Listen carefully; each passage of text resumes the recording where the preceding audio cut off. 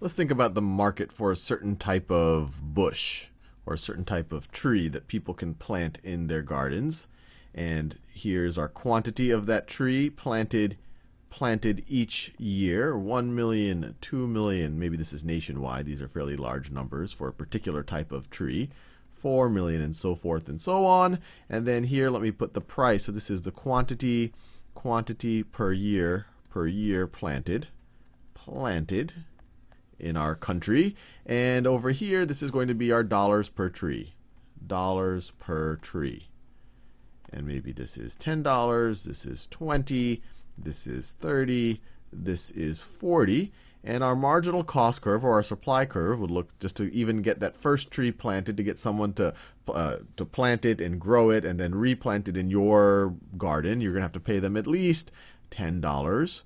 And then each incremental tree is going to get a little bit more expensive. And so our marginal cost curve will look something like that. That's our marginal cost or our supply curve. And then our demand curve, that very first tree, someone's going to get a huge benefit from it. And then each incremental tree, people might get a little bit lower and lower benefit. So it might look something like this. Our demand curve would look like that. Demand.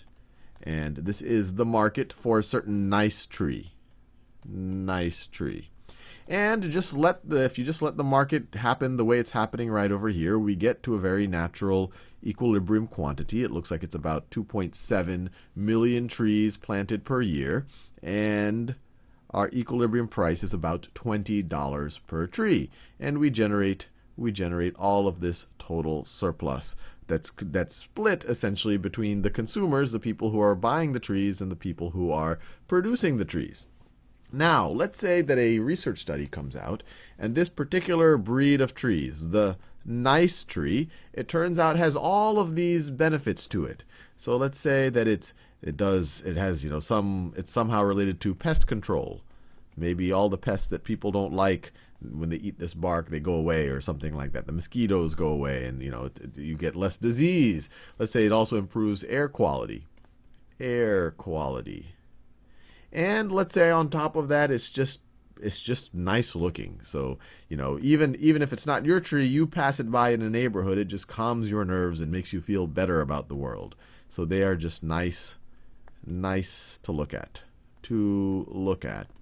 And this study that these researchers conduct, they determine that the benefit of all of these things, of the pest control and the air quality and just the aesthetic benefit of society at large, comes out over the life of a tree to $10 a tree. So it is $10 per tree benefit. So they're essentially saying that above and beyond the benefit that the owner of the garden gets, there's an external benefit. And so you can imagine, we're not talking about positive externalities. There's an external benefit of planting the tree that amounts to $10 per tree. So how would we factor that in? How do we determine if just given this equilibrium price and quantity, whether we do really have the optimal number of trees in society? Well, in the past, in the last few videos, we had a negative externality. We had an external cost, and so we added that cost to the cost curve. Now we have an external benefit. We have a positive externality. So we can add this benefit to the marginal benefit curve. So essentially, this is the benefit that the buyers of the tree are getting, and to that, let's add the benefit that society is getting. So society is getting $10 more benefit. So this 4 millionth tree, or it's actually a little bit lower, it looks like it's about the 3.5 millionth tree, there's $10 of benefit. But if you combine it with society's benefit, so another $10, you would get up here. And so you would essentially, and this first tree, it looks like it's almost $50 of benefit, but if you add society's benefit, it's actually closer to $60 of benefit.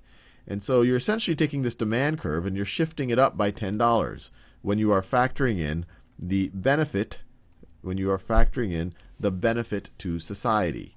So that up there. And you could call this the marginal benefit plus the external benefit curve. So it's factoring in all of the benefit that society is getting by these trees planted. But when you look at that curve, you get a slightly different equilibrium price. The equilibrium price goes all the way out here. So now the equilibrium price goes up to this. The equilibrium price looks closer, instead of $20, at $27, and the quantity the quantity actually produced looks closer to 3.3 million. And so if we just let the market happen without factoring in this benefit in some way, we're essentially leaving on the table all of this surplus that could have happened. If we just let the market settle in on its natural price and equilibrium price and equilibrium quantity, we're going to produce this 2.7 million. And so the total benefit to society is going to be this whole curve, right? Or you could say society's benefit is going to be this right over here.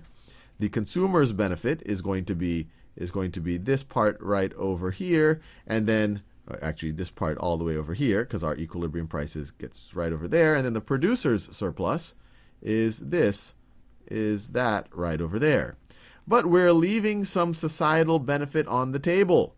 We are leaving, if you think of it from society's point of view, you can view this orange area as a dead weight loss. We're leaving that on the table if we don't somehow create an incentive for more of these trees to be produced. And so in this situation, a way to make the optimal quantity be produced, in order for society to get this surplus, what they could do is, in the case of a negative externality, we imposed a tax that factors in the negative externality. Now we could put some type of a subsidy. We could say, hey, if you plant a tree, if someone plants a tree, buys and plants one of these trees, you will get a $10 tax credit. $10 tax credit. So it's essentially saying whoever plants one of these trees, their taxes are going to be $10 lower than what they would have otherwise had paid. And so essentially they're saying, look, whatever benefit you were going to get from the tree, we're going to give you $10 more benefit for that.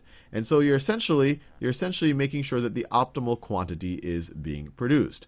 Now, in that circumstance, you're essentially giving all of the marginal benefit, that extra $10 benefit, you're giving it to the people who are planting the trees. So essentially all of this becomes their benefit as well, because they are going to get the $10. But the good thing is at least that positive surplus is going to someone. It's not being lost. You're not giving up on this orange area right over there.